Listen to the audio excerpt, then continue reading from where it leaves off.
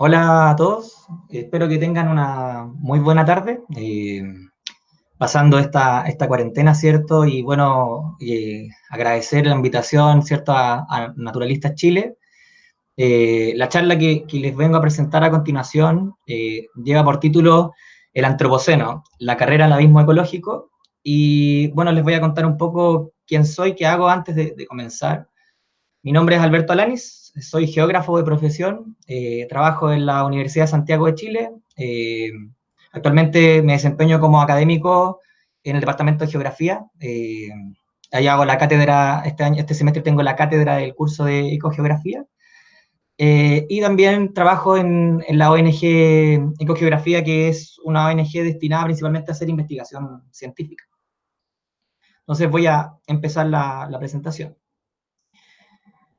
Cuando uno observa esta imagen, lo primero que podemos notar, ¿cierto?, es que nos encontramos en un planeta que es altamente dinámico, un planeta que tiene una historia evolutiva bastante de larga data, y en este planeta tenemos una serie de diferentes subsistemas que se encuentran interactuando, ¿ya? De hecho, una de las primeras cosas que uno puede notar al ver esta foto es el hecho de que aproximadamente el 75% de la superficie del planeta es agua. Luego, si nosotros vemos arriba de la superficie terrestre, nos vamos a dar cuenta que esta superficie no es homogénea, sino que es heterogénea, ¿cierto? Tenemos rugosidades, tenemos colores diferentes, que representan también diferentes tipos de ecosistemas.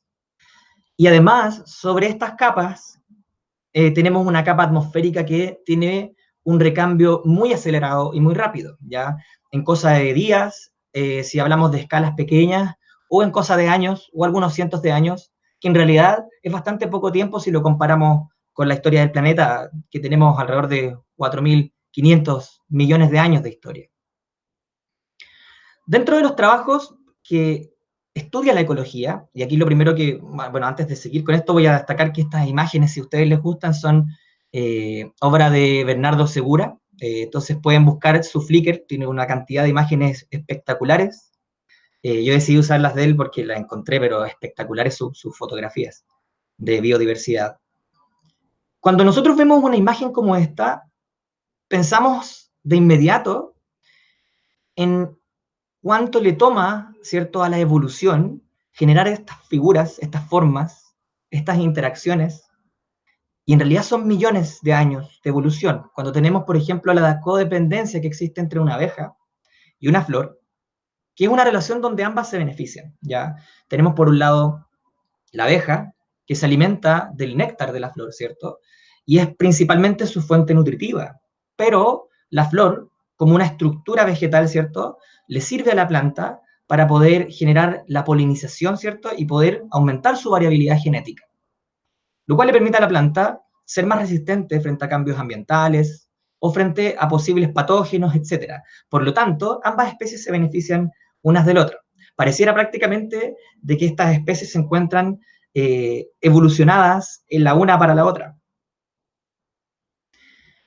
Por otro lado, si uno ve, por ejemplo, esta imagen de esta ranita de Darwin, lo primero que yo noto, ¿cierto?, es una cuestión que uno después de mucho tiempo de estudiar estos organismos pierde un poco esta capacidad de maravillarse por simplemente la forma que tienen estos organismos, sus cantos, su coloración, sus características comportamentales, ¿cierto?, su etología.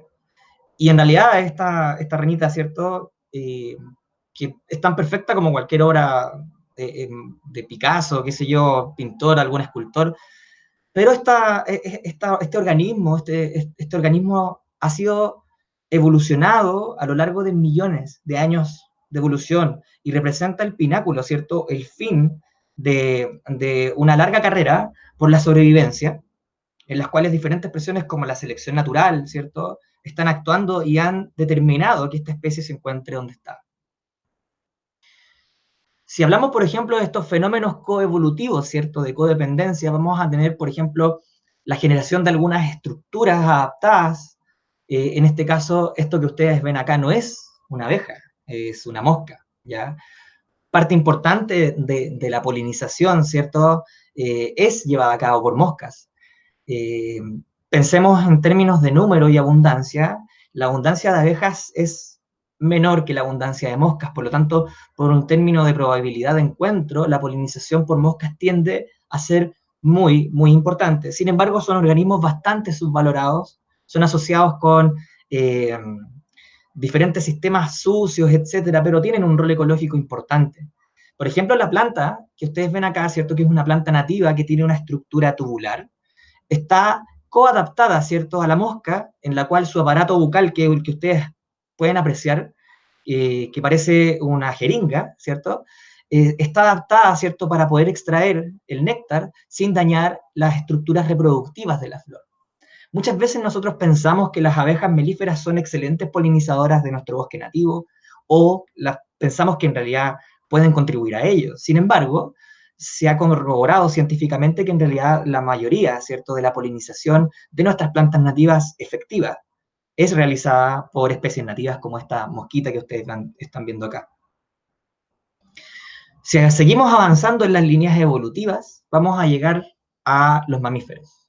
Los mamíferos representan el pináculo de la carrera evolutiva, ¿ya? Aparecen posteriormente a la extinción de los dinosaurios, habían algunos mamíferos pequeños hasta ese entonces. Sin embargo, una vez que estos grandes monstruos, ¿cierto?, estos grandes organismos desaparecen, por un tema de selección natural, porque el meteorito, al eliminar la biomasa, ¿cierto?, ya no era sostenible mantener animales tan grandes. Estos pequeños roedores pudieron utilizar, ¿cierto?, los espacios que habían dejado estos dinosaurios y volverse en realidad una de las taxas dominantes y que actualmente ostentan, ¿cierto?, el pináculo de esta carrera evolutiva, siendo nosotros parte de este grupo. Entonces, cuando vemos a este puma, ¿cierto?, que a lo mejor es una hembra, que ha divisado, ¿cierto?, a lo mejor divisó una presa, tiene un grupo de cachorros que quiere alimentar, yo no puedo evitar notar la perfección, ¿cierto?, de la estructura, del comportamiento y de la adaptación que tiene esta especie, ¿cierto?, y que le permiten sobrevivir, ¿cierto?, y ser considerado el máximo depredador en los ecosistemas norpatagónicos aquí en Chile, y en realidad teniendo una distribución bastante amplia a lo largo de toda la cordillera de los Andes. Otro de los mecanismos que no puede dejar de sorprendernos es la reproducción, ¿ya? Como mecanismo de selección, la reproducción pensada, ¿cierto?, desde la selección natural, le permite, ¿cierto?, a algún grupo de organismos que tienen mayor capacidad adaptativa de perpetuar sus genes y, por lo tanto, perpetuarse, ¿cierto?, dentro de lo que es la especie y lo que es la evolución. Primero a una escala microevolutiva, a escalas muy pequeñas, de generaciones, pero luego a escalas macroevolutivas y de especiación. Entonces, por ejemplo, pensemos en esta araña. Esta araña, ¿cierto?, que es la araña bailarina, esta araña habita, ¿cierto?, los bosques tropicales, tiene rituales de selección por reproducción bastante interesantes donde esta araña hace un baile, ¿cierto?, y parte importante de ser llamativa le permite a ella optar a lo que es la reproducción. Entonces, tenemos una reproducción interesantísima, ¿cierto? El mejor bailarín es aquel que tiene la capacidad de perpetuar sus genes para esta especie. También podemos pensar, ¿cierto?, en estructuras que son más recientes en términos de desarrollo evolutivo, y una de ellas es el cerebro y la corteza cerebral. Nosotros como seres humanos ostentamos la capacidad de generar vínculos con otros seres humanos, ¿ya? Y muchas veces creemos que esa capacidad es una capacidad inherentemente humana. Sin embargo, no lo es, ¿ya? Esta capacidad yace en la estructura de la corteza cerebral. Si yo les digo que diferentes grupos de organismos tienen el desarrollo de esta corteza cerebral, podríamos pensar de que, por ejemplo, este grupo de leones, esta pareja de leones, tiene exactamente los mismos vínculos que tú podrías tener con algún ser querido. Por lo tanto, muchas veces a lo mejor el tema de la conservación no se basa solamente en criterios que están relacionados con cuestiones ecológicas, con cuestiones eh, netamente funcionales, sino que podrían incluso estar pensadas desde el punto de vista empático. Porque nosotros tenemos la capacidad de eliminar a estas especies, de quitar su hábitat. Si en realidad lo que ellas sienten no está distante a lo que nosotros sentimos. Si escalamos, ¿cierto?, en diferentes jerarquías ecológicas, nosotros tenemos en la escala inferior, por ejemplo, las especies, luego tenemos las comunidades. Cuando las comunidades están compuestas por diferentes especies, generan interacciones. Y cuando nosotros a eso le agregamos el medio ambiente abiótico, vamos a tener interacciones altamente complejas.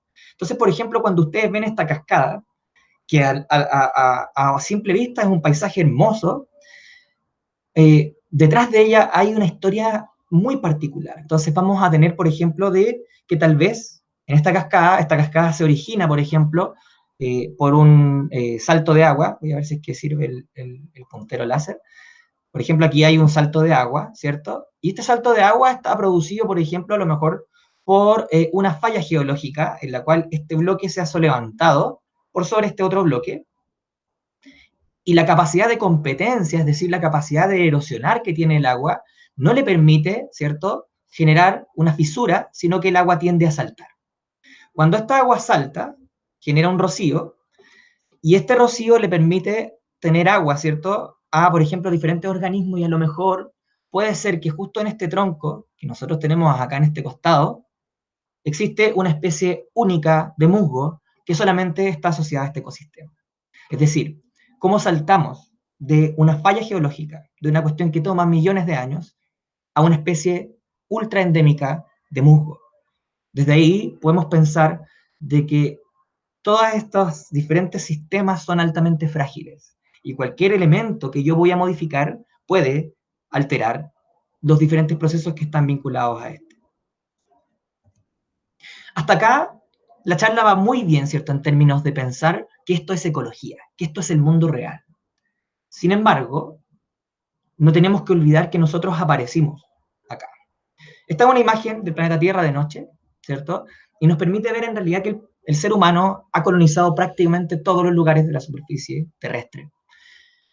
El planeta Tierra es un cuerpo oscuro, por lo tanto no emite su propia radiación como sí lo hacen otros cuerpos celestes como estrellas, ¿ya? Nosotros emitimos ondas en radiaciones de onda larga, pero no tenemos la capacidad de, como planeta, ¿cierto?, natural, de emitir ondas lumínicas, ¿cierto?, que tienen un espectro de luz, una energía mayor. Puede parecer muy loco, pero por ejemplo, si una nave espacial pasara a través de esta imagen, ¿cierto?, sobrevolando, no podría evitar notar nuestra existencia. ¿Y qué ha incurrido eso en todo lo que yo les mostré anteriormente? Lo primero que tenemos que saber es que somos un planeta hiperpoblado, ¿ya? Desde los años 60 hasta el año 2016, la población del planeta Tierra se duplicó. Es decir, que actualmente somos alrededor de 7.500.000 millones de habitantes. Y con eso también aumentó el ganado rumiante, ¿cierto? Todas esas personas tienen que comer. Y estamos hablando de alrededor de 4.000 millones de cabezas de ganado rumiante, con todo el impacto ambiental que eso incurre, ¿cierto? Fíjense que la curva de incremento que tiene la población humana es una curva sostenida. Por otro lado, si analizamos la cantidad de miles de millones de hectáreas de biomasa forestal, solamente desde el año 1992 vamos a tener una curva muy pronunciada de pérdida. Esto no ocurrió en 50 años, esto ocurrió en 30 años. Hemos perdido una parte significativa de nuestros bosques. Lo que voy a tratar de hacer más adelante es ilustrarlos con una serie de artículos científicos publicados y que nos van a dar cuenta de todos estos procesos que les estoy mencionando. Otro fenómeno muy raro hace algunos años atrás son las zonas muertas. Las zonas muertas se originan cuando los diferentes fertilizantes que se utilizan en la agricultura a nivel de las cuencas percolan en las napas subterráneas y luego van a dar a alimentar ríos, y finalmente estos ríos llegan al mar. Cuando llegan al mar, se origina un proceso en el cual la cantidad de fitoplancton aumenta desmesuradamente, y con ello la cantidad de zooplancton, que es quien consume a este fitoplancton. Finalmente, los peces que se alimentan del zooplancton aumentan desmesuradamente. ¿Hasta qué punto? Hasta el cual agotan toda la cantidad de oxígeno disponible en el agua y mueren, como lo que estamos viendo acá. ¿Qué significa esto? Estos peces son inservibles desde el punto de vista de consumo humano. Son anóxicos, no tienen oxígeno, son tóxicos. En los años 1960 teníamos alrededor de 100 zonas muertas a lo largo del planeta Tierra. Actualmente tenemos más de 600. Y les cuento algo, tenemos una zona muerta en Chile. Se ha clasificado a los mares interiores de Chiloé como una zona muerta. Mucha proporción de la biodiversidad que se encuentra ahí se ha extinto, producto principalmente de la industria salmonera. La cantidad de incendios forestales ha aumentado. Y esto no es azaroso. Tenemos una proporción significativamente más alta de materia seca, producto de la desecación de las especies vegetales originadas por la sequía. Y esto origina que haya mayor disponibilidad de materia para quemarse, sujeto también a mayor temperatura. Nosotros en Chile lo estamos viendo. Todos los años tenemos una mayor cantidad de incendios forestales. Este año, gracias a Dios, no tuvimos, ¿cierto?, tantos incendios forestales como sí el año 2017. Esta, esta diapositiva yo la encuentro muy fuerte y no sé si es un dato que ustedes manejaban, pero a mí cuando yo me encontré de golpe con este dato, lo encontré triste, me asustó y encuentro que es una cuestión muy, muy fuerte. Fíjense que desde el año 1970 el ser humano eliminó de la faz de la Tierra al 60% de todos los vertebrados del planeta. Es decir, estamos hablando de que la abundancia de especies nativas, la biomasa de esas especies nativas descendió en un 60% en 50 años. Podemos hablar entonces prácticamente de un escenario de extinción en masa. Otro punto importante tiene que ver con nuestros bosques. ¿Ya? Nuestros bosques forman parte importante del ciclo del carbono, nos permiten a nosotros tener cierto oxígeno, además fijan el CO2. Sin embargo, ¿qué ha ocurrido? Estos pulmones son prácticamente pulmones con cáncer. La cantidad de emisiones que ha originado el ser humano en términos de gigatoneladas, les explico, una gigatonelada es una tonelada con 9 ceros detrás. Es decir, es una cantidad de kilogramos de carbono emitidos a la atmósfera desmesuradamente grande. Y fijémonos, esta cantidad desde los años 1960 se triplicó. Actualmente estamos llegando un poquito más alto de lo que aparece acá. Es decir, pasamos de 10 gigatoneladas a alrededor de 38 o 40 gigatoneladas. Prácticamente 4 veces más emisiones en 50 años. Sin embargo, una de las cuestiones importantes es saber quién se hace cargo del impacto ambiental. ¿Son los países del primer mundo? Al parecer no. De hecho, mucha gente se ha consultado, se ha preguntado, muchos científicos, ¿por qué tenemos un auge de enfermedades infecciosas emergentes actualmente? ¿Cuál es el vínculo de las enfermedades infecciosas con la naturaleza? Por ejemplo, el virus Zika, que aparece acá arriba, o generalmente la pobreza, la desnutrición. Se asocia a la destrucción de nuestros ecosistemas. Cuando tú tienes, por ejemplo, un campesino que planta soya, ese campesino tiene que sobrevivir para poder alimentar a su familia. Entonces, el hecho de ir a deforestar selva amazónica, en realidad no es su culpa, porque él tiene que sobrevivir. Es culpa de esas empresas que tienden, ¿cierto?, a utilizar estos territorios para alimentación de ganado. ¿Qué ocurre? Cuando este campesino se ve expuesto a nuevos ecosistemas, donde la cantidad de patógenos que existían antes estaban contenidos en ese ecosistema, se convierte en un nuevo huésped y por lo tanto se enferma. No se enferma el dueño de la empresa, se enferma este pequeño campesino que está haciendo rica a esa empresa a costa de la destrucción de nuestros ecosistemas. Esto que parece muy triste y que contrasta de sobremanera con lo que son las diapositivas que les mostré al principio, es el antropoceno. Es la edad geológica del ser humano. Hasta hace un tiempo atrás, lo que ocurría era que las edades geológicas se marcaban principalmente por algunos eventos particulares que nos permitían a nosotros fechar, ¿cierto? Cuándo terminaba y cuándo empezaba una. Y eso se hace normalmente por convención. Tenemos, por ejemplo, el término de una era, que es el periodo mesozoico y el inicio del cenozoico, con la extinción masiva de los dinosaurios.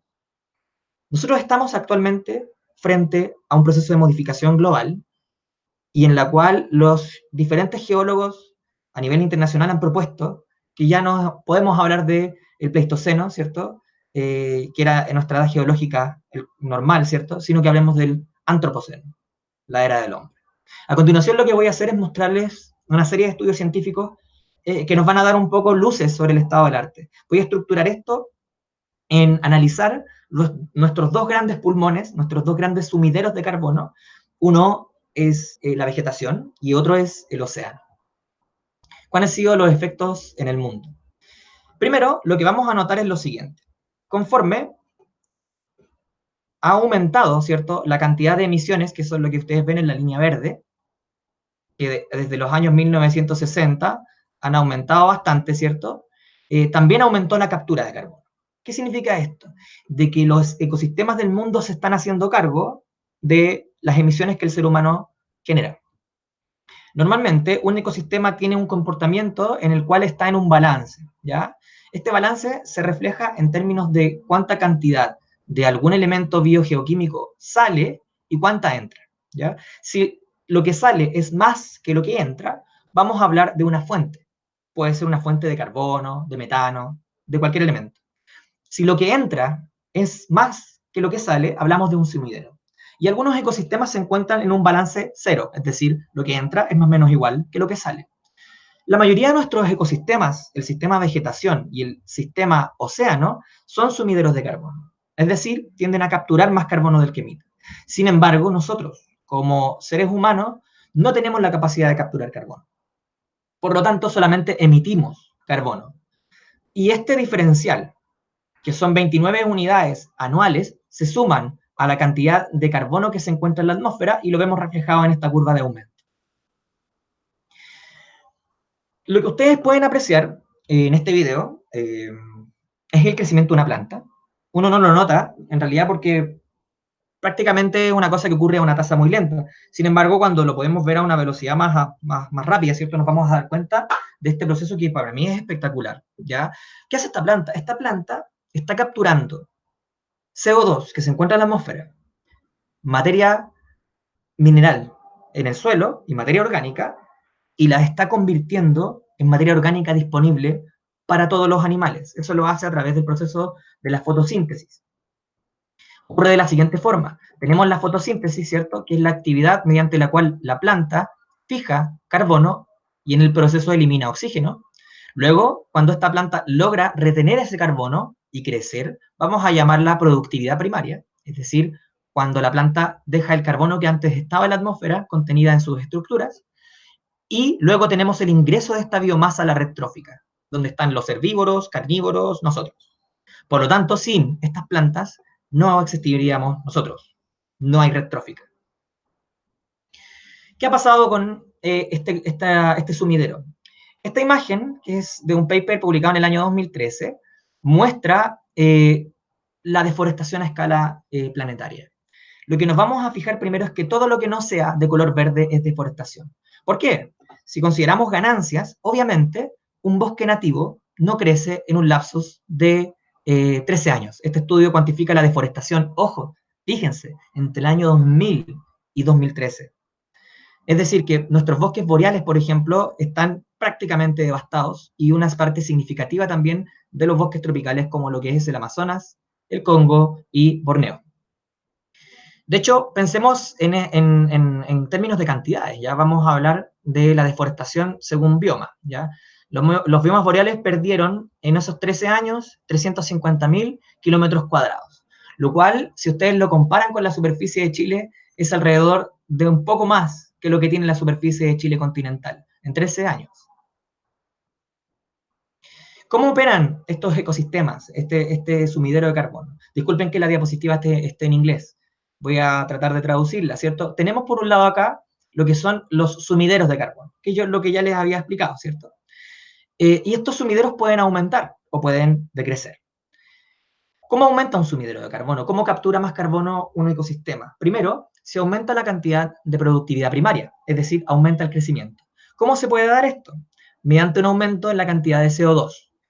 Es obvio que actualmente tenemos más CO2. De hecho, si nosotros nos ponemos a pensar qué ocurre con las plantas inicialmente se benefician de la cantidad de CO2 disponible en la atmósfera, porque es lo que ellas utilizan. Es decir, que eso podría aumentar el sumidero de carbono. Después vamos a hablar que solamente ver el CO2 no es lo indicado, ya que como tenemos más calor, hay mayor respiración, las plantas están más estresadas, no sé si ustedes saben, pero en realidad cuando la planta se estresa no hace fotosíntesis. Cierra unas estructuras que tienen sus hojas que se llaman estomas, las cierra y respira. Por lo tanto emite CO2. Por otro lado, si está ese estrés, pese a que haya más cantidad de CO2 en la atmósfera, la planta no va a poder capturarlo. Procesos que nosotros sabemos que benefician la reforestación, y hablo de reforestación con reales sumideros de carbono, es decir, bosque nativo, la restauración y la regeneración, y por otro lado, tenemos abajo todo lo que decrece los sumideros de carbono, mayor cantidad de sequías, mayor cantidad de incendios, mayor deforestación y mayor degradación. Dame un segundo. ¿Se acuerdan de la diapositiva anterior? Fíjense en la zona del Amazonas que está verde, intacta, no tocada por la deforestación. ¿Qué ocurre debajo de esa cama de vegetación?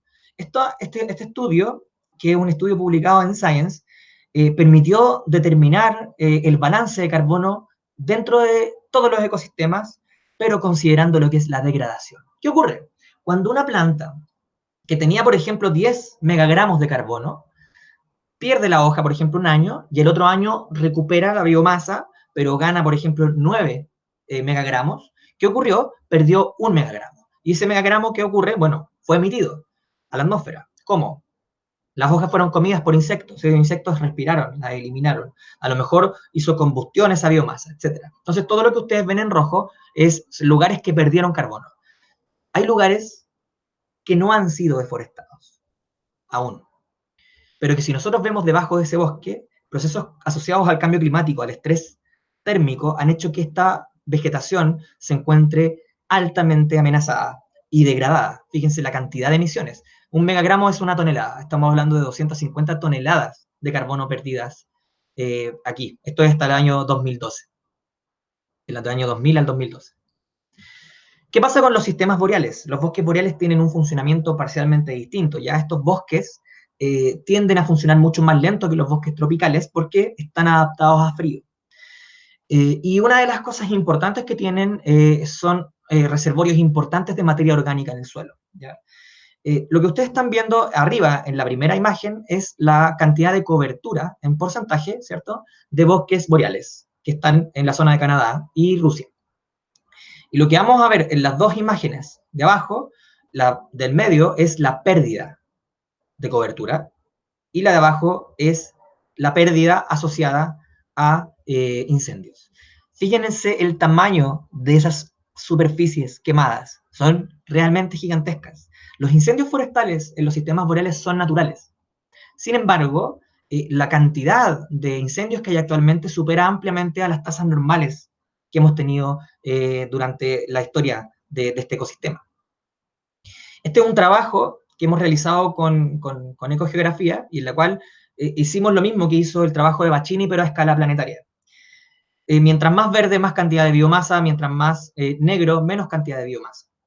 Esto es cómo se ve en el año 2000, y lo que vamos a ver ahora son los sumideros y fuentes y sumideros de carbono. Todo lo que es rojo son lugares que se degradaron, que emitieron carbono, y lo que son azules son lugares que capturaron más carbono. Vamos a hacer algún zoom. Esta es la selva amazónica, ¿cierto? Hermosa. Podemos ver algunos lugares con una concentración extremadamente alta de carbono. Sin embargo, si vemos debajo de esa selva, nos vamos a fijar en lo siguiente. Tenemos una degradación gigantesca, ¿ya? No se dejen fiar por estas coloraciones azules que ustedes ven acá, ya que estos lugares que aumentaron su tasa de captura corresponden a plantaciones. Plantaciones de soya, acá en la zona del Chaco paraguayo, y acá tenemos la Caatinga, que es un lugar que ha aumentado su cantidad de precipitaciones en el último tiempo. Por acá, perdón. Fíjense en estos lugares que tienen colores más oscuros. El color oscuro es un lugar donde no se perdió ni se ganó carbono, se mantuvieron más o menos iguales. Parecen islas. Esas islas, en realidad, son bastiones que quedan resguardadas de la deforestación producto de las plantaciones de soya, y son áreas protegidas, ¿ya? Durante las decisiones políticas que se tomaron, ¿cierto?, en el último tiempo en Brasil, asociada principalmente a la elección de Jair Bolsonaro, estaba la amenaza a estos bastiones, ¿cierto?, que quedan de carbono. Fíjense cómo la deforestación ha ido flanqueando realmente todos estos ecosistemas que han quedado aislados. Vamos a Borneo. Uno tiene que tener conocimiento de dónde viene el alimento que uno consume. Y uno de los principales problemas es el aceite de palma, ¿ya? Si vamos a hablar del aceite de palma, vamos a hablar de una cuestión importante en términos de la destrucción del hábitat. Este es Borneo, y así se ve Borneo en términos de su degradación. Está realmente destruida por la deforestación asociada a las plantaciones de palma aceitera. Y tampoco no hay que dejarse fiar por estos lugares que ganaron carbono, porque son plantaciones de palma. ¿Qué alimentos que tú consumes tienen aceite de palma? Es una buena pregunta. Aquí es donde se queman selvas, se queman, se dejan arder durante semanas, mueren con ellas primates, etcétera, y después esos terrenos son habilitados para la plantación de palma aceitera. Parte importante de este estudio que hicimos en ecogeografía es el balance global de la vegetación, del carbono. Tenemos dos líneas acá. Tenemos el cero, ¿ya? Que es carbono neutralidad. Tenemos las emisiones del sistema, que están en colores positivos, y tenemos las capturas del sistema, ¿ya? Por lo tanto, tenemos dos líneas. La línea azul, que representa cuánto ha capturado la vegetación del mundo, y la línea roja, que representa cuánto ha emitido la vegetación del mundo. Primero nos vamos a fijar en lo siguiente. Si ustedes analizan la curva de captura, vamos a tener años donde hay mayor captura, es decir, números más negativos, más se sacó de la atmósfera y momentos en los cuales hay menos captura. Y estos están asociados a fenómenos climáticos como los fenómenos del niño y la niña. Si ustedes ven, una cosa importante acá es la pendiente de esta curva, es llana. Es decir, que no hay un cambio en la captura. No ha aumentado la captura de la vegetación. Se mantiene más o menos estable en el último tiempo. Por lo menos esto es del año 2000 al 2015. Sin embargo, vamos a analizar que conforme, si es que aumenta la captura, ¿cierto? La emisión tiende a bajar. Eso es un fenómeno global. Si se reduce la captura, la emisión aumenta. Eso no es extraño. De hecho, el patrón de la curva no es extraño. Lo que sí es extraño es su pendiente. Esta pendiente, al alza, está representada principalmente por las actividades antrópicas, entre ellas la deforestación y la degradación constante de la vegetación. ¿Qué hace esto? Que a partir del año 2012, ¿cierto? Llegó un resultado al cual también llegó el estudio que les mostré previamente, la vegetación estaría tendiendo a comportarse como un emisor de carbono, lo cual es alarmante. Cuando la vegetación emite más de lo que captura, tiende a generar un efecto sinérgico con el cambio climático, es decir, no podemos parar el cambio climático, sino que hay más emisiones que capturas. Eso es, por un lado, la situación que tenemos en el sistema, en el gran sumidero de la vegetación. Por otro lado, tenemos el océano. Les quiero presentar a el organismo más importante del planeta Tierra. Es pequeñísimo. Se llaman diatomeas, ¿ya? Estas diatomeas, aunque son muy pequeñas, sus colonias, como pueden ver aquí en el video, pueden ser fotografiadas desde satélite y alcanzan una cantidad de miles de kilómetros cuadrados gigantes. Producen la mitad del oxígeno del planeta, es decir, que por cada respiración, por cada 2 respiraciones que tú das, una respiración vino del océano. ¿Y qué ocurre aquí en el océano? Es un poco diferente el tema de cómo funciona el sistema. Tenemos el fitoplancton, que está representado por estas estructuras. Luego se encuentra el zooplancton, que se alimenta de ese fitoplancton, y luego tenemos la red trófica. Es decir, que aquí hay dos escalafones. Por un lado, tenemos la productividad primaria, que es la productividad vegetal, ¿cierto? Fitoplancton, y luego la productividad secundaria, que son estos zooplancton. Posteriormente a eso puede entrar la red trófica. Se necesita el intermediario, que es la productividad secundaria, para que nosotros, los animales, nos podamos alimentar de lo que fue generado, ¿cierto? A partir del fitoplancton. Esta es la distribución de las zonas muertas a nivel global. Si ustedes ven el mapa de arriba, se van a fijar que la cantidad de puntos se encontraban concentrados hasta el año 1970, principalmente en lo que es el hemisferio norte. Y esto principalmente vinculados a algunos de las cuencas más altamente impactadas a nivel global, como por ejemplo la cuenca del río Mississippi, etcétera, y los mares interiores en la zona del Mediterráneo, ¿cierto? Y arriba Finlandia, etcétera. Sin embargo, la distribución actual de las zonas muertas es prácticamente global. Ya siguen concentrándose en el hemisferio norte, pero miren acá, por ejemplo, en Chile está la zona del mar interior de Chiloé. Esto es un estudio publicado en Science en el cual se analizó la distribución de la carga de pesca industrial a nivel global. se hizo con tecnología satelital. Ya actualmente podemos tener un traqueo, ¿cierto?, de los barcos a nivel mundial, y eso se hace muy simplemente. El barco tiene un color muy distinto al mar, por lo tanto, si yo entreno un algoritmo de aprendizaje de máquinas, este algoritmo puede buscar las imágenes satelitales donde aparecen los barcos y mapearlo de forma autónoma. Y esto es lo que hizo este análisis. Lo interesante aquí es que ocurre en este trabajo. Nos vamos a fijar de que el esfuerzo de pesca prácticamente está en todos los lugares del mundo. Sin embargo, nosotros tenemos algunas zonas blancas, por ejemplo, acá abajo, y también por aquí, que son lugares donde no hay esfuerzo de pesca, es cero. Y uno se preguntaría por qué. Si nosotros nos fijamos en un ecosistema terrestre, es mucho más fácil notar. Voy a prender la luz, denme un segundo.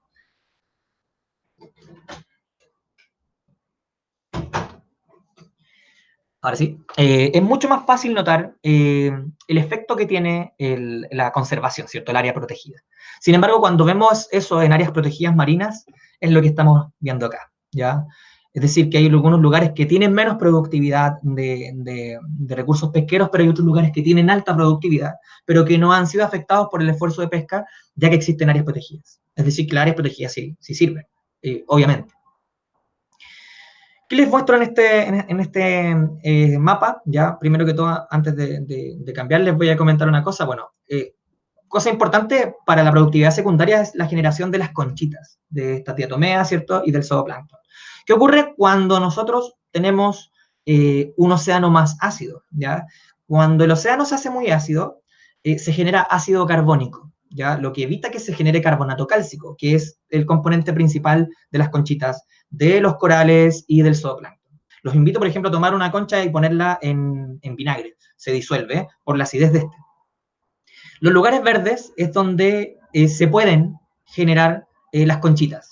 Y los lugares rojos es donde no lo pueden hacer, ¿ya? Por lo tanto, si ustedes se fijan, aquí estamos hablando de corales, en este caso. Aquí tenemos una perspectiva histórica, vamos en el año 2000, en 1950. Fíjate cómo el aumento en el CO2 hace que los lugares donde es posible que se formen corales decrezca. Ahora lo estamos proyectando hacia el futuro.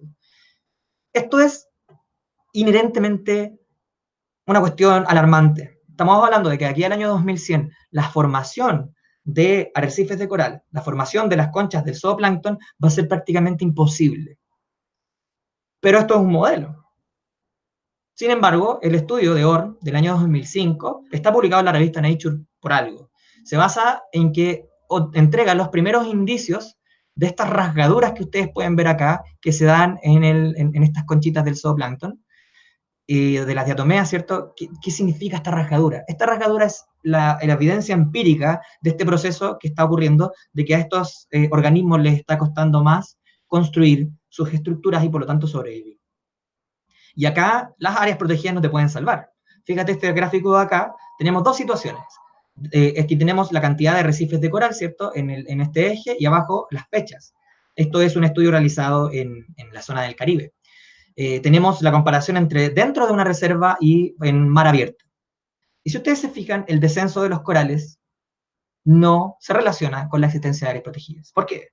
Porque el mar es un fluido y por lo tanto, pese a que nosotros tengamos el área protegida, esa parte de océano no puede escapar a las condiciones biofísicas del ecosistema completo. Por lo tanto, aquí no son útiles las áreas protegidas. Otro de los grandes temas que tienen que ver con el antropoceno está vinculado a las emisiones de metano, ¿ya? El metano es un gas de efecto invernadero mucho más fuerte que lo que es el carbono, ¿ya? Si no me equivoco, 36 veces más pesado. Obviamente, quienes son los principales productores de este gas es la industria de la carne, son las vacas, ¿ya? Sobre todo las vacas. Hay otro tipo de livestock, de ganado, que emite menos que las vacas. Las vacas emiten una cantidad gigante.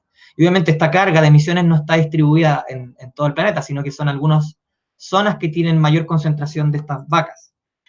Lo interesante es que la industria de la carne emite más más metano que toda la industria pesada, ¿cierto? Motorizada a nivel global. Es decir, la primera causa de emisiones de metano y que contribuye alrededor de un 52% de todas las emisiones del mundo es la industria de la carne, son el ganado rumiante. ¿Qué ocurre cuando nosotros forzamos este sistema? Cuando forzamos, por ejemplo, el sistema y este sistema se empieza a calentar. Lo que va a ocurrir es lo siguiente. Hay mucha de esa cantidad de metano que está guardada en principalmente los sistemas boreales fríos, los bosques boreales, de los cuales les hablé hace un rato. Y este metano quedó congelado ahí desde hace 30 millones de años, que se fue congelando de a poquito, y es cuando el planeta Tierra era alrededor de 12 grados más caliente que ahora, lo que llamamos el óptimo climático.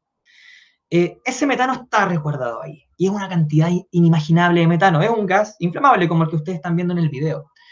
Si ese metano se libera en la atmósfera, las consecuencias globales son realmente alarmantes. Podríamos hablar de un aumento de la temperatura de alrededor de 4 grados. 4 grados en 50 años. Sin embargo, esto es una cuestión altamente impredecible, ¿ya? ¿Por qué? Nosotros cuando deforestamos los bosques boreales, queda ese sector que antes tenía un bosque cubriendo este suelo congelado despejado, y por lo tanto la radiación empieza a hacer su trabajo y empieza a derretir este permafrost, que es el nombre que recibe este suelo congelado, y se empieza a emitir este CO2. Parte importante de eso tiene que ver con el derretimiento de los hielos del Ártico. Por lo tanto, vamos a hablar de la sexta extinción en masa. Estamos frente a una extinción en masa. De hecho, durante la historia, el gráfico es un poquito chico, pero han habido varias extinciones en masa. Nosotros recordamos la extinción del Cretácico, ¿cierto? Que se vinculó al meteorito. Sin embargo, la extinción del Cretácico no eliminó tantas especies. En el Pérmico hubo una extinción mucho más fuerte que eliminó alrededor de un 70% de la biota del planeta. Les quiero contar que las tasas de extinción que tenemos ahora superan ampliamente a cualquiera de las extinciones en masa que han habido en el pasado. En este paper, que está publicado en la revista Science, tenemos cuánto le tomaría a la naturaleza eliminar la cantidad de especies que nosotros hemos eliminado en 50 años. Y si nos ponemos a ver, por ejemplo, en escenarios muy conservadores, eliminar la cantidad de anfibios que hemos eliminado le tomaría a una extinción en masa natural alrededor de 10.000 años. Nosotros lo hemos hecho en 50. Alrededor de 2.000 años los reptiles, 6.000 años en extinguir las especies de peces, alrededor de 5.500 años en extinguir a los mamíferos, y a los vertebrados en general alrededor de 5.500 años. Es decir, que lo que nosotros hicimos en 50 años, una extinción en masa natural lo hace en lapsos de 10.000, 5.000 años. Se habla de que uno de los grupos, uno de los taxones que siempre ha perdurado a estas extinciones en masa son los insectos. Los insectos cumplen una cantidad de roles ecológicos muy, muy grandes, ¿ya? Son súper importantes para nuestro ecosistema. Sin embargo, este estudio publicado en la revista Science identificó de que los porcentajes de crecimiento de las poblaciones totales de insectos son alarmantes. Tenemos Coleóptera, Hymenoptera, Lepidoptera, Odonata y Ortóptera, y toda la barra roja es la proporción de sus poblaciones totales que está decreciendo alarmantemente. Fíjense los ortópteras, los grillos. Era tan común hace un tiempo atrás escuchar grillos. No sé si lo han notado, pero actualmente ya no cantan. Sus poblaciones han sido altamente afectadas por el cambio de uso del suelo, por la modificación, el cambio hacia la urbanización, hacia los ambientes agrícolas. Y acá tenemos el porcentaje de crecimiento. Fíjense que los odonatas, ¿cierto? Que son comúnmente llamados matapiojos, ¿cierto? Las libélulas han tenido un descenso de alrededor de un 60% de sus poblaciones. Es decir, que todos los insectos están reduciendo sus poblaciones en la extinción del antropoceno. Todos los insectos, aquí tenemos diferentes grupos, cada puntito es un grupo. Si están desde el 0 hacia el lado izquierdo de su pantalla, es decir, negativo, es que han habido un efecto negativo. La mayoría de los insectos han sido afectados de forma negativa. Solamente un pequeño grupo de forma positiva, que son estos insectos más adaptados a condiciones humanas, antrópicas, o especies sinantrópicas, como algunas moscas, etc. Bueno, hasta aquí todos estamos hablando del tema del antropoceno y cómo esto afecta al planeta Tierra. Les quiero contar que esto no afecta solamente al planeta Tierra, nosotros somos animales, somos parte de este sistema. Y no sé si ustedes conocían, yo también me impacté con este estudio en Lancet, que es una revista gigantesca. La contaminación del aire es la principal causa de muerte de humanos a nivel global. Más que la contaminación del agua, perdón, más que las muertes ocupacionales, por ejemplo, a la gente que aplica pesticidas, etcétera, o a la contaminación de químicos. Es decir, fíjense, al año mueren alrededor, veamos el último, que es la barra lila, alrededor de 6,5 millones de personas mueren por año asociados a la contaminación. pero a lo mejor no es tanto si lo comparamos con algunas enfermedades, ¿ya? Ahora que está de moda el tema del coronavirus. De hecho, muertes asociadas a la contaminación son la principal causa de muerte del ser humano, la principal. Matan más que el humo del tabaco, que mata alrededor de 7 millones de personas, matan más que el SIDA, la malaria y la tuberculosis juntas, que matan alrededor de 3 millones de personas, que el uso de alcohol, que la desnutrición, que los accidentes carreteros, que el uso de drogas, que el asesinato y la guerra, y más que el brote de ébola en el año 2015. Es decir, que la contaminación del medio ambiente, algo que nosotros vemos como una cuestión tan efímera, tan prácticamente invisibilizada, es nuestra principal causa de muerte. Para cerrar un poco, y ya en 15 minutos estoy listo, les voy a contar un poco lo que ha ocurrido en Chile. Y esto se relaciona con varios estudios que hemos hecho en ecogeografía y en la Universidad de Santiago. Primero, si nosotros nos ponemos a analizar cuál es el estado de nuestros ecosistemas, ¿cierto? Nos vamos a dar cuenta que la zona central de Chile es la zona que ha experimentado mayor cantidad de presión. Ya esta es la lista roja de ecosistemas que hemos desarrollado con gente de la Universidad de Chile. Nos vamos a dar cuenta de que los ecosistemas amenazados se encuentran en la zona central. Acá está, ¿cierto? Los ecosistemas mediterráneos. Y prácticamente es súper alarmante que la mayoría de la superficie de los ecosistemas mediterráneos esté en categoría de amenaza, desde vulnerable a crítico. ¿Y dónde se ubica la biodiversidad en Chile? Mucha gente cree que la biodiversidad en Chile está en el sur, pero no. La mayor proporción de especies, la mayor riqueza y diversidad de especies se encuentra en la zona central. Y es el mismo sector donde están los ecosistemas más amenazados actualmente. Bueno, y la pregunta es, ¿qué se ha hecho al respecto? Acá tenemos un mapa de la distribución de las áreas protegidas en Chile. Y nos vamos a dar cuenta de que pese a que las áreas protegidas son muy importantes, y ya lo veíamos en la charla anterior, la distribución de las áreas protegidas no se relaciona para nada con la distribución de la presión antrópica y de nuestra diversidad y ecosistemas amenazados. La mayoría de las áreas protegidas están en el sur, donde no hay problemas de conservación y donde la diversidad de especies es menor. De hecho, la zona central hace un par de años atrás, hablamos 500 años atrás, esto en términos geológicos no es nada, se veía así. Tenemos toda nuestra vegetación, ¿cierto? La selva valdiviana, tenemos los bosques templados por aquí, en este verde un poquito más oscuro, el bosque esclerófilo, el bosque espinoso. Y esto es la pérdida de hábitat. Esto es lo que queda. Y ojo acá, en estas superficies viven especies. ¿Qué ha ocurrido con estos ecosistemas? Este, por ejemplo, es el bosque esclerófilo, denme un segundo.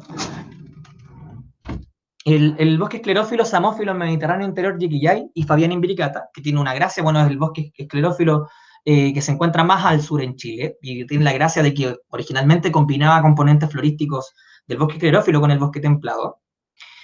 Así se veía antes de la llegada del ser humano, y así está ahora. ¿Reemplazado por qué? Bueno, los colores amarillos son agrícolas, y los colores cafés plantaciones de pino. ¿Dónde está el ecosistema ahora? Ahí, en ese punto rojo que ustedes ven acá, este círculo, es todo lo que queda de ese ecosistema. Este es un ecosistema que se ha clasificado en peligro crítico para Chile. ¿Cómo afecta esto a las especies? Por ejemplo, chucao. El chucao es una especie bioindicadora. ¿Qué significa esto? Ya lo vieron a lo mejor los que vieron la charla de Gerardo. Son especies focales, especies que nos permiten saber mediante su análisis cómo es la respuesta del ecosistema completo.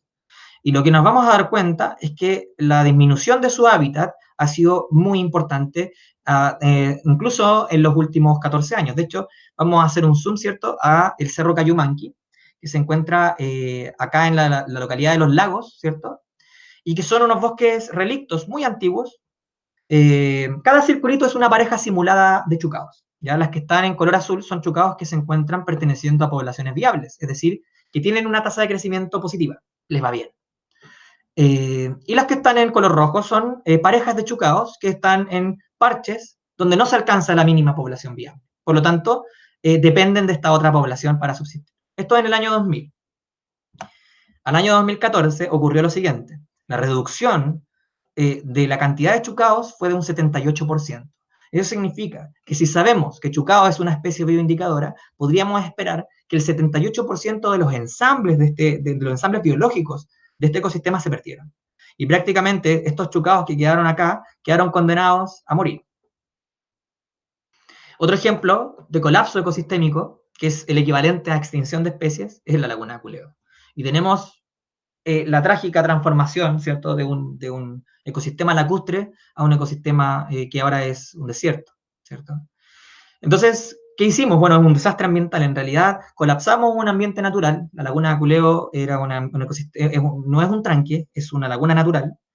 Y de hecho hay registros polínicos de roble de Santiago inmediatamente dentro de la laguna. Eso significa que en la última glaciación los robles se encontraban en el borde de la laguna. Qué triste que a lo mejor para la próxima glaciación esta laguna no se va a encontrar ahí, cuando estos robles, bueno, a lo mejor los robles tampoco se van a encontrar en realidad. Cada vez su línea de donde ellos pueden sobrevivir, donde sus semillas sobreviven, está más arriba en el cerro y en 50 años más va a quedar arriba del cerro. Entonces, estamos hablando de un colapso general de estos ecosistemas. Así se redujo hasta el año 2018. Este ecosistema no puede volver a ser el mismo. Las especies que lo habitaban ya se extinguieron. Las interacciones se interrumpieron. Aunque lo llenemos con agua, vamos a tener una piscina. Las especies ya tuvieron una extinción local. ¿Qué pasó con nuestros mega incendios? Nosotros sabemos que se quemaron unas superficies extremadamente grandes de vegetación. Esto es para la vegetación nativa. Les voy a mostrar los indicadores para los ecosistemas amenazados. Lo que a mí me llama mucho la atención es que hay lugares que se han quemado, esto es entre el año 2000 y 2016, se han quemado 16 veces, es decir, todos los años. Fíjense estos sectores de la región de la Araucanía. Mientras más morados, más veces se han quemado. ¿Por qué un sector se quema 16 veces? ¿Cuál es, qué está haciendo, en este caso, la entidad gubernamental al respecto? ¿Qué ecosistemas se quemaron? Los ecosistemas que fueron más afectados son ecosistemas que están en peligro crítico y vulnerables. De hecho, aquí tenemos, estos dos mapas muestran la superficie, fíjense, se quemó, esto es para bosque nativo, aquí yo me estoy olvidando de los pinos, no me interesan. Hay ecosistemas que se quemaron hasta un 45% de sus remanentes de bosque nativo. Y de hecho, hay ecosistemas que jamás se habían quemado. Estos son ecosistemas, los de abajo, en categoría vulnerable. Alrededor de 200.000 hectáreas de bosque nativo quemadas correspondían a ecosistemas vulnerables. Alrededor de 60.000 hectáreas correspondían a ecosistemas críticos y 50.000 a ecosistemas en peligro. Es decir, que la mayoría de los ecosistemas naturales afectados por los mega incendios corresponden a ecosistemas que están en peligro. Vamos a este balance del carbono, al balance de la vegetación en Chile.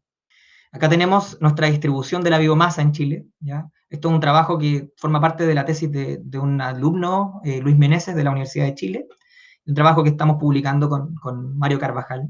Y acá tenemos el balance, ¿cierto? Si nosotros hacemos un zoom, bueno, nos vamos a dar cuenta de lo siguiente. Mucho se sabe de que la zona central, ¿cierto?, ha sido muy deforestada asociada a los cambios de uso de suelo, plantaciones de pino, y es todo lo que ustedes ven con color azulito.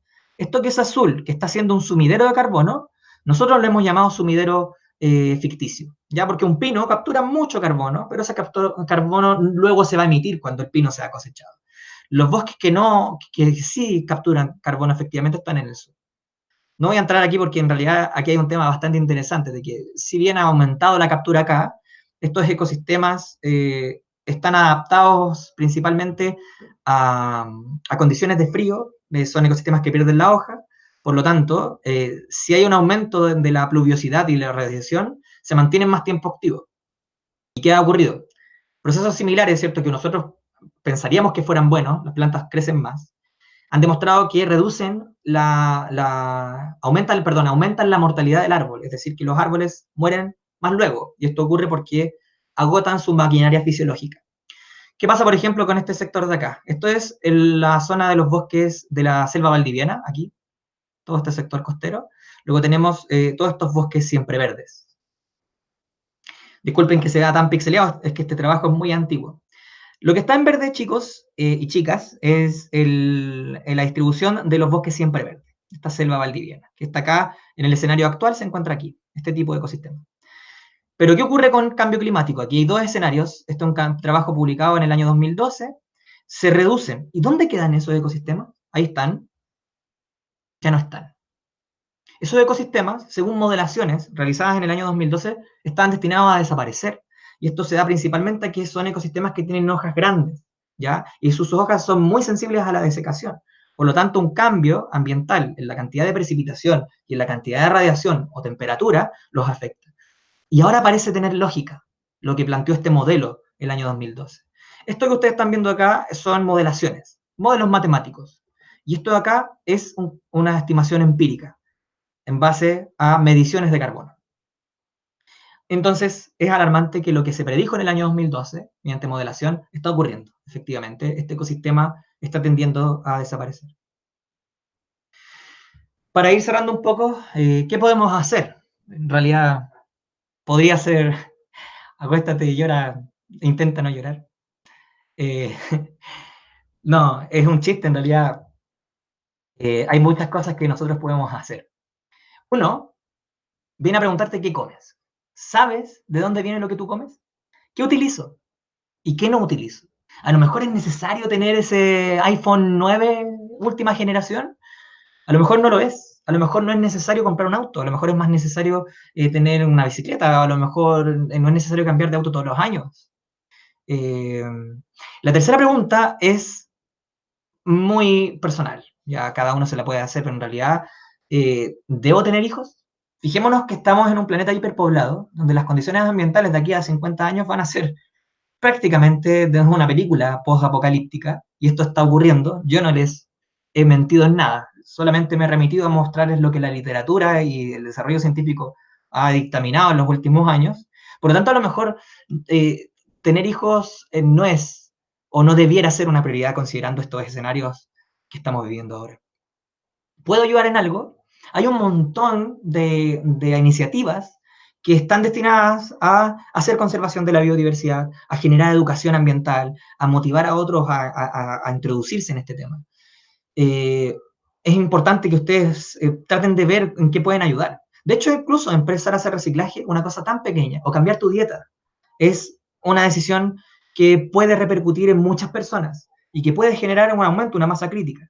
Luego, necesito eso, que es lo que estaba más arriba a lo mejor. No necesito ese producto, no necesito esto, eh, etc. Lo otro, aunque mucha gente a lo mejor no le guste, estudiar. ¿Ya? Mucho de esto se basa en estudiar. Todos podemos hacerlo. Actualmente tenemos la información a un clic de distancia. Lo triste es que mucha de esa información, como yo les mostré, está en inglés. ¿Sí? Es un problema, en realidad, sí. Pero uno puede buscar foros, puede buscar blogs, donde, o puede participar de este tipo de eventos que yo los encuentro, pero muy, muy buenos, y aumentar su nivel de conocimiento. Y otra cosa es educar, ya que es lo siguiente. Ese conocimiento no vale nada si se queda en un paper. Hay muchos académicos que publican, publican y publican y publican, y ese paper no lo lee nadie. ¿Ya? Te entrega a ti los puntos de impacto, te permite tener más plusvalía, pero no sirve de nada la ciencia si no se comunica. Yo creo que eso es lo fundamental. Y al final, ¿quiénes van a estar agradecidos con todo esto? No voy a estar yo agradecido, no va a estar su profesor agradecido. En realidad van a ser todos estos seres que están experimentando una cuestión muy, muy fuerte y que llevan aquí mucho tiempo más que nosotros. Por lo tanto, de ustedes depende de que nos quedemos con un planeta así y no uno así, ¿cierto? Ese yo creo que tiene que ser su desafío. Ese yo creo que tiene que ser el desafío que nosotros nos planteemos como humanidad. Finalmente, este es como el momento propagandístico. Nosotros como Ecogeografía publicamos un libro, el cual ustedes lo pueden buscar en la web, está totalmente gratis, yo los invito a leerlo. En este libro colaboramos muchos investigadores nacionales e internacionales y lo que quisimos hacer es generar una historia ambiental de Chile, plantear perspectivas y desafíos. ¿Ya? El único problema es que está en inglés, ¿ya? Porque en ese momento se nos dio la opción de editarlo gratis en una editorial gringa. Entonces ese fue el único hecho de por qué nosotros lo hicimos en inglés. Aquí en Chile costaba mucho más caro el tema de la editorial para hacerlo en español. Obviamente estamos pensando en más adelante hacerlo en español.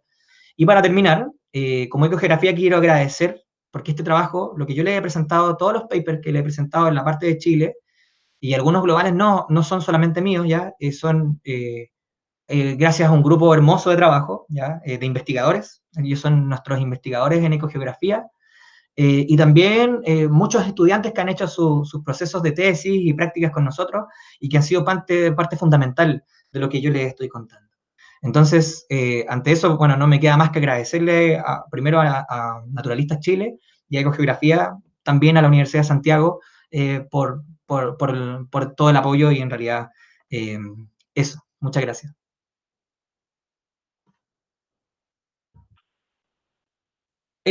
Como tú quieras, ¿hay tiempo para preguntas? Déjame poner el canal de YouTube. o sea, el canal de Facebook, que no lo tenía abierto. Ya. Eh, aquí está el en vivo. Ya estoy mirando eh, la, las preguntas. Sí, voy a cortar el volumen, sí. Ahí sí.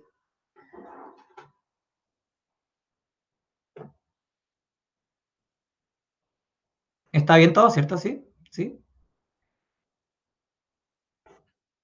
Ya. Perfecto.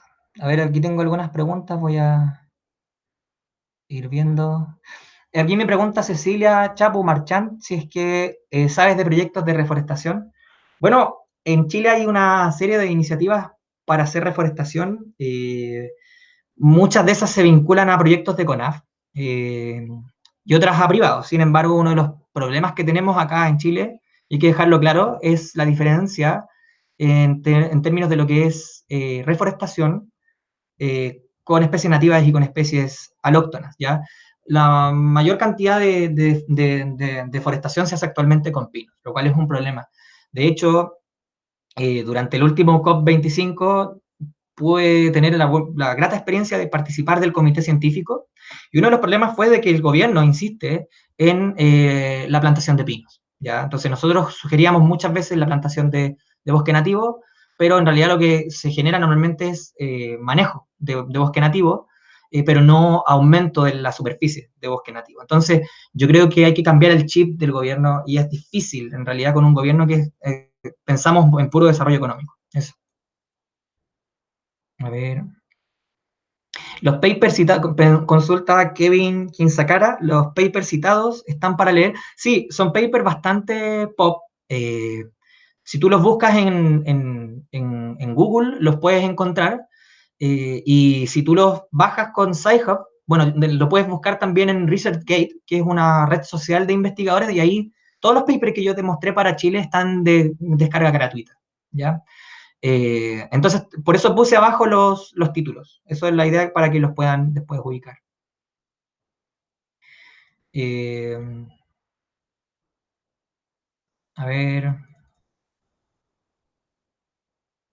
Me pregunta Shirley Arsudui si es que hay algunos estudios sobre daños producidos por la minería. Sí, efectivamente hay algunos estudios que hablan del tema de la minería que se han hecho a partir principalmente los ha hecho el Departamento de Geografía de la Universidad de Chile, estudios, por ejemplo, de Hugo Romero, etcétera, que puedes buscar, donde se analizan efectos incluso también sobre, por ejemplo, comunidades indígenas, consumo de agua, etcétera. A ver,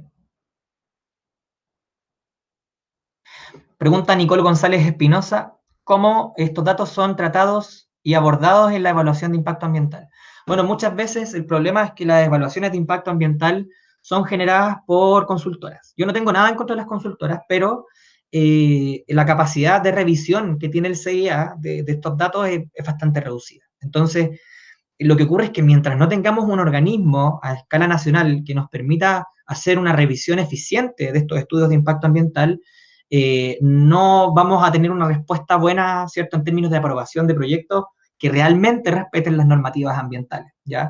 Piensa tú, por ejemplo, las consultoras contratan a un académico para hacer el estudio y de repente estudiantes en práctica, que son estudiantes de este mismo académico, tienen que revisar estudios de él. Entonces, hay una disparidad entre el poder que tienen los privados de hacer los estudios de impacto ambiental y la capacidad que tiene el Estado de revisar de forma correcta esos estudios de impacto ambiental. Helen Salazar Díaz pregunta, en Chiloé voy a tratar de ver algunos, no sé si lo alcanza a ver todos, están vendiendo parcelas en Chiloé, ¿cierto? Sí, yo lo he visto también en Instagram, es un problema en realidad, y eso tiene que ver con la especulación en términos del territorio de uso de suelo, y es difícil pararlo con la normativa de construcciones que tenemos actualmente, ¿ya? Bueno, una de las cosas que nosotros necesitamos hacer actualmente es tener una ley que regule la biodiversidad en Chile. Nosotros tenemos un ministerio que es de medio ambiente que no está enfocado en conservación y que debiéramos tener un servicio de biodiversidad y áreas protegidas, que es lo que se está tramitando. A lo mejor con ello podría cambiar un poco la situación.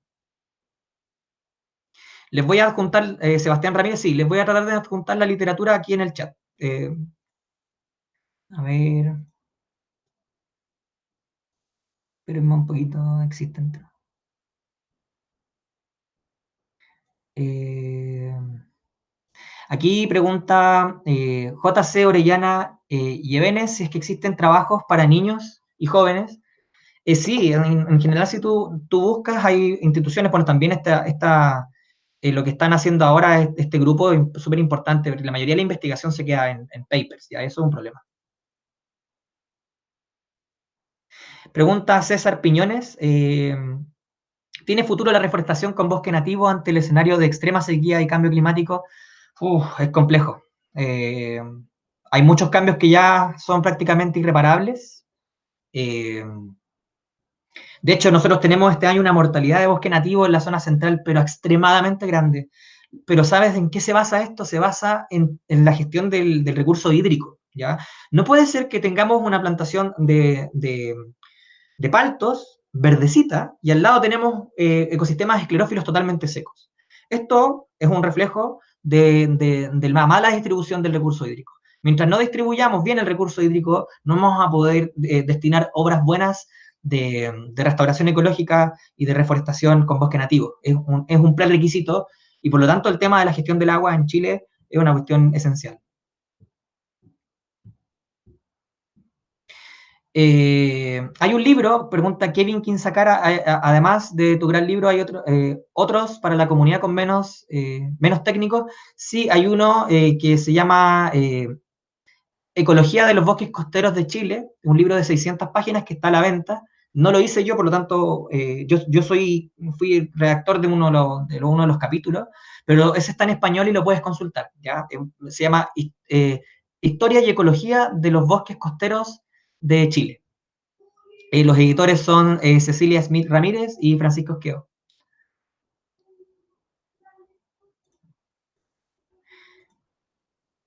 A ver, voy a responder un par de preguntas más en honor al tiempo. Eh, Obviamente les pido disculpas por no poder responderlas todas. ¿Cómo ves la situación de la Reserva de la Biosfera La Campana Peñuelas con su corredor biológico? Es compleja la situación que tiene la Campana y Peñuelas por la sequía que estamos enfrentando actualmente, y otra tiene que ver con este tema asociado a la mala gestión en combinación, por ejemplo, con los propietarios de predios adyacentes, ¿ya? Nosotros tenemos muchas zonas de la Campana que están degradadas producto de la ganadería, del ingreso de vacas al Parque Nacional, y por lo tanto muchas veces el diálogo a lo mejor que se tiene entre la administración del parque y estos propietarios no es el óptimo para poder generar la articulación de la conservación. Una cosa importante es que cuando uno hace conservación como actividad, ¿cierto? No solamente es el hecho de cerrar un territorio, sino que hay que tener un proceso de diálogo con aquellos que son los propietarios que se encuentran en las zonas adyacentes.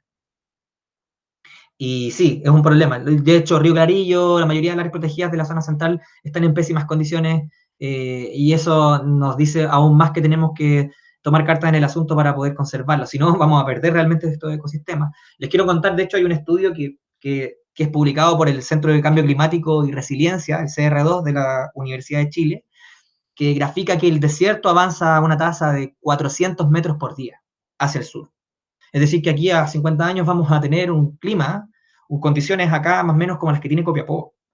Eso es una cuestión alarmante. Pensemos que en esta región habita el 60-70% de la población de Chile. Muchas de estas cosas de conservación en realidad se basan en saber lo siguiente.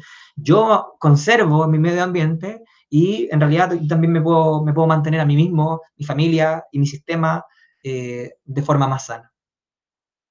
Eso, los quiero invitar también a ustedes a seguirnos, por favor, en nuestras redes sociales de Ecogeografía.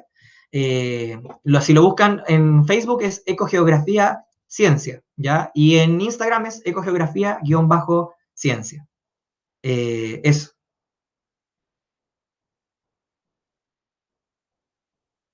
Sí, yo creo que sí, estamos ok.